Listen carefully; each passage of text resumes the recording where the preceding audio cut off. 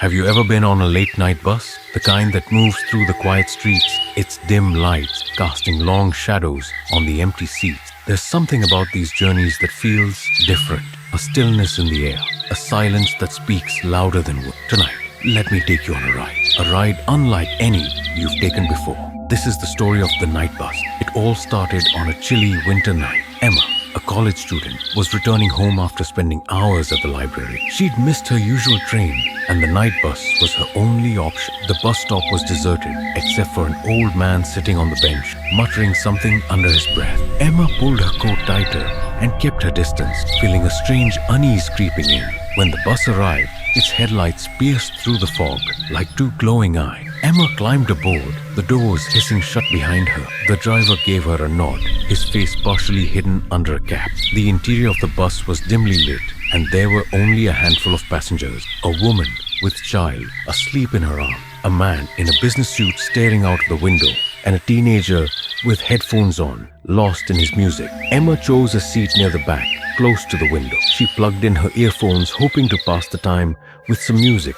But as the bus started moving, she couldn't shake off the feeling that something was off. The woman with the child seemed frozen, her gaze fixed on the seat in front of her. The businessman's reflection in the window didn't match his actual movements, and the teenager, his headphones weren't even plugged into anything. Emma tried to convince herself that she was imagining things. It had been a long day after all. She focused on the outside, watching the city lights blur into streaks of gold and white. But as the bus drove on, the familiar landmarks disappeared. They were heading into a part of the city Emma didn't recognize. She leaned forward and asked the driver, "Excuse me, does this bus go to Spring Street?" The driver didn't respond. He just stared straight ahead, his hands gripping the wheel tightly. Emma repeated her question louder this time, but still, no answer. The unease in her chest grew heavier. The other passengers remained silent, their faces devoid of any emotion. Emma's heart began to race. She checked her phone for directions, but there was no signal. It was as if the bus had driven out of the city and into a void. Just then, the bus jerked to a stop. The sudden motion startled Emma, and she looked around. They were in the middle of nowhere. No buildings, no street lights, just an endless stretch of darkness. The doors opened with a groan, and a man stepped on board. He was tall and thin, wearing a long coat that seemed too heavy for his frail frame. His face was pale, almost ghostly, and his eyes, they were piercing, as if they could see right through you. He scanned the bus, his gaze lingering on each passenger before finally settling on Emma. A chill ran down her spine as he walked toward her, his footsteps echoing in the silence. "Mind if I sit here?"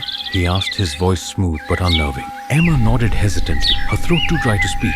The man took the seat next to her, his presence making her skin crawl. He didn't say anything further, just sat there, staring straight ahead. Emma's mind raced with questions. Who was he? Why had he chosen to sit next to her when there were so many empty seats? The bus started moving again, but something had changed. The air felt heavier, the silence more oppressive. Emma noticed that the woman with the child was no longer in her seat. Neither was the businessman. Only the teenager remained, but even he seemed different now, his head tilted at an unnatural angle.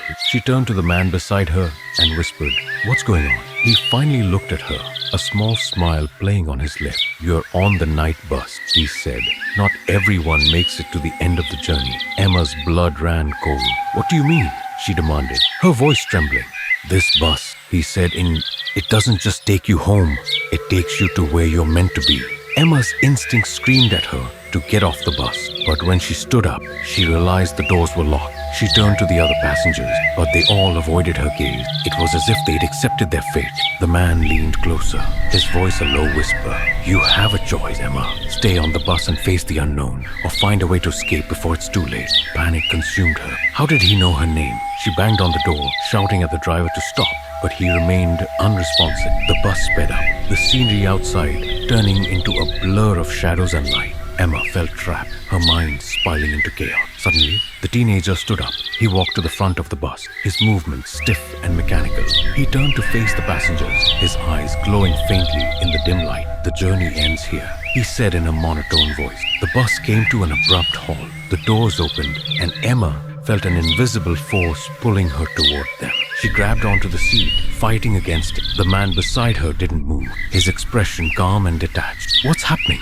Emma cried out. "Your time is running out," he replied. "Decide now." Emma gathered all her strength and pushed herself away from the door. She stumbled back, her heart pounding. The bus started moving again, the doors closing with a loud thud. The man gave her a nod, as if acknowledging her choice. Moments later, the bus stopped once more. This time, it was in front of Emma Street. The doors opened, and the driver turned to her, his face no longer hidden. "This is your stop," he said, his voice strangely gentle. Emma stepped off the bus, her legs trembling. As she turned to look back, the bus vanished into the night, leaving no trace behind. She stood there, the cold wind biting her skin, trying to make sense of what had just happened. They say the night bus appears to those who are at a crossroads in life. Those who need to make a choice that could change everything.